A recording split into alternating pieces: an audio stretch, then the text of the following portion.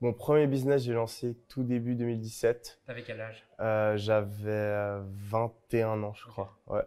Et du coup, en fait, je suis tombé sur une vidéo de Ty Lopez à ok, l'époque. ouais, En fait, je suivais avant même qu'il devienne connu. Tu sais, il a ouais, eu son truc là, Here in My Garage. Avant tout ça, donc je le suivais, j'adorais ce qu'il faisait, je raisonnais avec lui, mais je n'osais pas acheter une formation à 1000 $. Et puis en fait, j'ai eu mon premier examen. Dans ma tête, en fait, j'avais complètement foiré et j'avais travaillé comme un malade.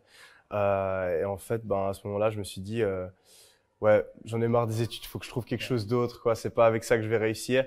Et du coup, ben, j'ai acheté la formation. En fait, j'ai pris la carte de crédit de ma mère, j'ai acheté, dépensé 1000 $. Le lendemain, j'étais là où j'ai fait une énorme connerie. Et au final, après, j'ai commencé à appliquer. La formation n'était pas si bien que ça, mais c'est juste au final, ça m'a montré, rien que je suis rentré dans le groupe Facebook, j'ai vu, il y avait plein de ouais. résultats, etc. Et rien que ça m'a montré que c'était possible. Hmm. Du coup, ben voilà, je suis allé parler, j'ai trouvé mes clients. Et puis voilà, en 3 semaines, j'en faisais genre entre 1000 et 2000 euros par mois. Et là, j'ai vu que c'était vraiment possible, que le business en ligne, c'était possible, peu importe âge, compétences, Hmm. etc., etc. Et après, j'ai vu qu'il y avait certains trucs qui me plaisaient pas trop dans ce qui est agence de marketing digital, le fait de dépendre de gros clients, Ouais, etc. Après, je sais que c'est des trucs qu'on peut plus ou moins résoudre si on choisit le bon client, on travaille de la bonne manière, etc. Mais à l'époque, il n'y avait pas beaucoup d'informations. Et j'ai vu le dropshipping. Donc là, je voyais que c'était possible. Donc, quand j'ai vu le dropshipping, je me suis pas dit c'est une arnaque, etc. Je me suis dit ça marche. Et j'ai vu vraiment que c'était parfait pour moi parce que voilà, pas besoin forcément. Je peux faire ça depuis mon ordinateur. Je peux faire croître mon business de manière infinie presque. Et puis, ben, les résultats peuvent arriver très rapidement. Le cash peut arriver très rapidement. Donc j'ai fait ça. Je me suis renseigné comme un fou.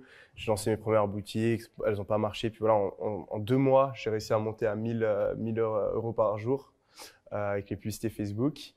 Ensuite, j'ai continué. Et puis à Black Friday, donc 23 novembre 2017 du coup, Black Friday, je me dis, il faut que je fasse un truc pour Black Friday. Je savais pas quoi faire. J'étais là, je veux augmenter le budget de mes ads sur Facebook. Qu'est-ce que je fais?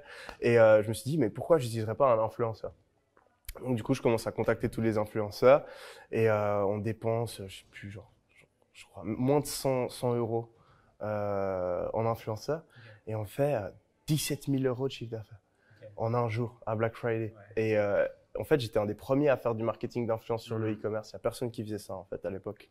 Et surtout avec le format qu'on utilisait, donc avec des stories, etc., avec les différentes stratégies de marketing que j'ai mis en place. Tout ça, je l'ai trouvé un peu intuitivement en réfléchissant, quoi, tout simplement. Et ben, là, j'ai vu que j'avais vraiment quelque chose d'incroyable. Parce que après, j'ai dépensé 300 euros, j'ai fait 24 000 euros de, de chiffre d'affaires direct après. Et là, je savais que j'avais un truc de fou. Donc, j'ai foncé sur cette opportunité-là et j'ai commencé à le partager aussi sur YouTube.